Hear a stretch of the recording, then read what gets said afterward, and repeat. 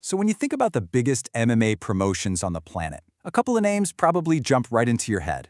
But what if I told you one of Europe's most spectacular, most gigantic organizations is one you might not know yet? Well, today we're diving deep and explaining KSW.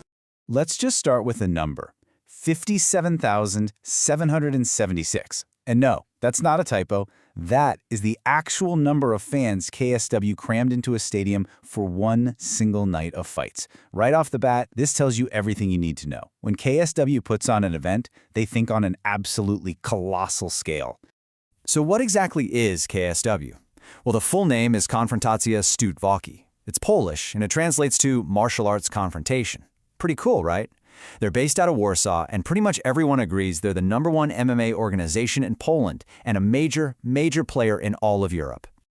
Okay, so here's the game plan for this explainer.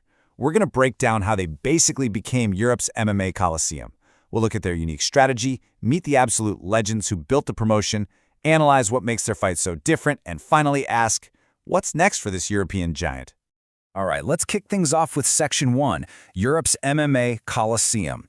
See, KSW's reputation isn't just built on great fights, it's built on creating these massive, unforgettable live experiences that can go toe-to-toe with any sporting event on the continent. So, remember that crazy number from the start? This is where it came from. KSW 39 Colosseum. It all went down in 2017 at Poland's National Stadium, and it was a massive statement to the rest of the world. This wasn't just the biggest MMA show in European history, it was the second largest in the entire history of the sport worldwide. Think about that. The whole story started way back in 2004. Founded by two guys, Martin Lewandowski and Maciej Kowalski. And while their roots are dug deep in Poland, their ambition was always bigger. They've put on huge shows in the UK, Ireland, and Croatia, proving that their appeal goes way beyond their home turf. So that brings us to Section 2, the KSW strategy. I mean, how does a promotion from Poland pull off these massive, record-breaking events? Well, it all comes down to a really smart, really specific game plan: spectacle over saturation. You know, unlike some of the global promotions that feel like they're running a show every single weekend, KSW's model is all about quality over quantity. They put on fewer events, but each one is enormous. It means every single show feels like a can't-miss blockbuster, totally stacked with the biggest stars and most important title fights.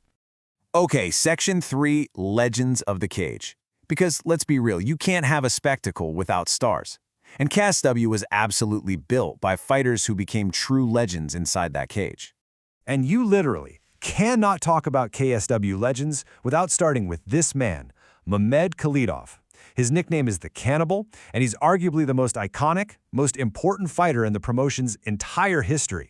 Just a ridiculously dynamic finisher who's been the face of the company for years. And I mean, the numbers really do speak for themselves. A former two-division champ, 38 wins, but hang on, look closer. 17 knockouts, 17 submissions. That is insane. It means an incredible 34 of his 38 wins ended before the judges even had to think about it. When Mamed Khalidov fights, he is not getting paid by the hour. But the star power doesn't stop there. KSW has a history of building these totally unique attractions, like the former world's strongest man Mariusz Pudzianowski.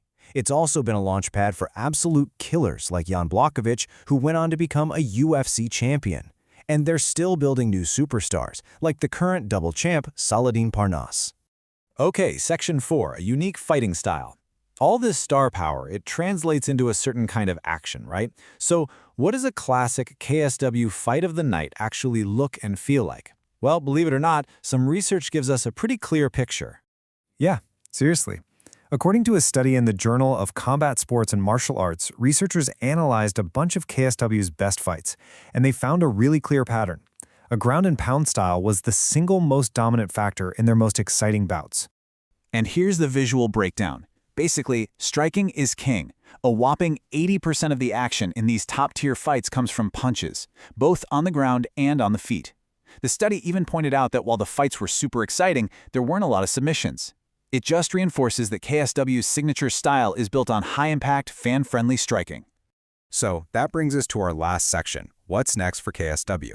They've got this proven model of huge spectacles and big stars, so what does the road ahead actually look like? Well, the pace is definitely not slowing down. Just look at the first half of 2026. We've got 5 major events already scheduled. This is them sticking to their strategy, delivering these consistent, large-scale shows that keep their fans totally hooked month after month. And check this out, anchoring that entire schedule is a massive, massive fight. At KSW 117, the legend himself, Mamed Khalidov, is stepping back into the cage to fight for the middleweight championship. This is the KSW playbook in a nutshell, putting your biggest, most iconic star in a high-stakes title fight to create an event that nobody wants to miss. Which leaves us with the one big question. KSW has clearly mastered its formula in Europe. They blend these gigantic spectacles with homegrown legends and a super exciting fighting style. But as they keep growing, can this unique, spectacle-driven model finally break through and capture a truly global audience? Well, that's the part we'll have to wait and see.